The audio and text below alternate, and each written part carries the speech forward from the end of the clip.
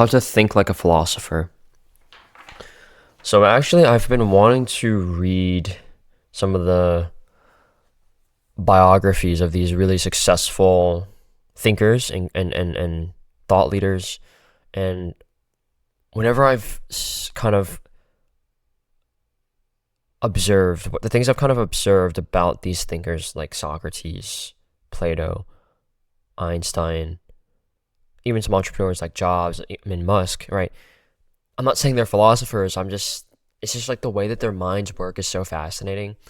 And I've tried to deconstruct what it is about the way they think, about the way that they view the world, and why it's so effective, and why we don't necessarily want to have their same frame of mind. We don't necessarily want to copy them. I hope with this video that I'll help you to learn how to think for yourself in some ways, because that's what philosophy is. It's like learning how to think for yourself, learning how to think deeply about hard questions and coming up with answers within your own life. I think that's super empowering. I think that should be the goal. And this is how you do it. I think this is how philosophers do it. I think this is how you can actionably do it in your life. And the principles are a little bit philosophical, a little bit mystical, but I think there's a lot of power to this. So the first principle is kind of what Socrates does. It's about asking, like, you need to start asking a lot of questions and discussing hard topics with people.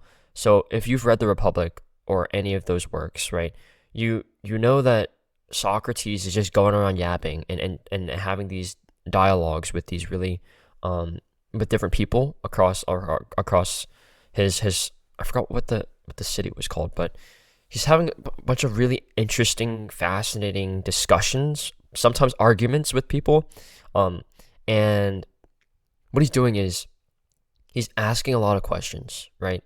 He's creating he's creating these discussions built upon hard questions and she's challenging their perspectives, essentially, right? The people that he's interviewing and arguing with and discussing with, he's basically trying to ask as many questions as possible and challenging their beliefs, and and in some cases almost making them contradict themselves. And so I think there's a lot of power to this, because when you start asking a lot of questions, not just to other people but to yourself, you force yourself to start thinking more deeply. You force yourself to think beyond who you are, right? It outsources the source of knowledge and curiosity to others, right? And when you just start asking these questions, it makes you a better conversationalist. You make others think as well and make them feel a little bit more interesting and complex than they initially thought themselves. And it makes you kind of broaden your POV, right? You're not just going to have that narrow focus of how to perceive the world anymore. You're literally just going to be asking these people how they see the world and broaden your own POV at the same time.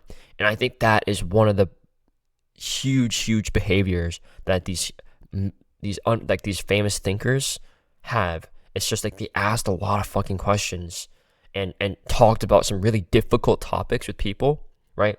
And what I mean by difficult topics are the ones that don't have clear answers, right? Think about the topics that are discussed often. Think politics, think all those controversial topics that nobody has a clear answer to. You can be on either side, right? And you have to basically define your own belief. You have to not even necessarily pick a side, but you need to define what you believe. And I think there's that's a noble decision to make, to look at a difficult topic, look at a difficult problem, and formulate your own perception of it and formulate your own beliefs surrounding it. Because I feel this is something I have fallen victim to. It's when you listen to podcasts, when you read books, when you consume content from other influencers, you kind of start to just regurgitate and believe what they're saying. You're not creating original ideas and you're not creating original thoughts. And so that's why I think instead of formulating your perception of the world through consuming content, I think it's more important to just have conversations, right? To ask questions and to discuss things with other people. And then based off of that, formulate your own understanding, right? Formulate your own views of the world. And this forces you to think. And instead of just like stealing ideas from other people, you actually come up with some really original and unique ideas and frames and concepts that align with your beliefs and values. And that's how you can kind of govern your life, right? Talking to these people and discussing these difficult topics and asking questions will help you to uncover the principles that you can then use to govern your own life and your own beliefs. And I think that's incredibly powerful. And then the next principle is ask questions that challenge commonly held perspectives and don't have answers. So we just talked about this kind of like with controversy, but the questions you want to ask aren't going to be surface level. You want to dig deep. You want to find out, you almost want to seek the lack of answers, right? You almost want to ask questions that are very difficult to have a clear answer to because they inherently make you have to think. They force the other person to think and they force you to think. So start asking deeper questions, right? Ask questions that don't have a clear answer, right? Ask questions that challenge preconceived notions of reality, that challenge commonly held views, because the only way you can really think and come up with original thought and ideas and concepts and views of the world is by challenging the views that the world currently holds, challenging the view that everyone else already holds, right?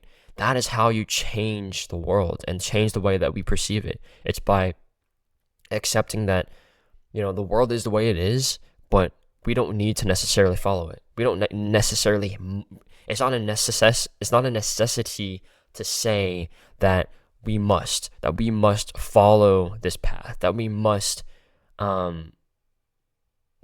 believe this because everyone else does. I think there's a lot of power to challenging, right? To questioning commonly held beliefs, to test the values that most people hold, and to ask questions that don't have answers, because that's the way we make progress. That's the way we create new ideas. That's the way we keep things interesting. And that's how you think. That's how you build the muscle of thinking for yourself. And then the final principle, I think that a lot of these great thinkers do and did, is spend more time in silence and in solitude. There's so much value to just like being alone with your own thoughts and just like allowing them to percolate and allowing your mind to wander. I think that's how the greatest ideas, the greatest theories, the greatest inventions, the greatest beliefs and values and stories have come to fruition. It's through moments of deep inner reflection, alone and in solitude and in silence. So just try to create more of those moments in your life, I mean, the easiest way to do it is just cut down on your screen time and just spend more time alone with your own thoughts. Go for long walks without anything in your ears. Go for long walks without listening to a podcast or an audiobook, and just like look around, right? Look around at the nature, look around at the people you pass by, and just appreciate the fact that, dude, we're fucking alive, and there's so many things we know and that we don't know, and that's okay, right? And I can allow my thoughts to wander because I want to learn how to think. I want to think for myself, and this is a priority in my life. All right, to recap, ask a lot of hard questions, discuss hard topics with people, and challenge the commonly held beliefs that most people have. Challenge the values that people hold. Question things, right? Question and ask questions that don't have clear answers, so that it forces you and the person to think a little bit more deeply about the answer, and then spend more time in solitude and silence so that you can reflect and think for yourself. Goodbye.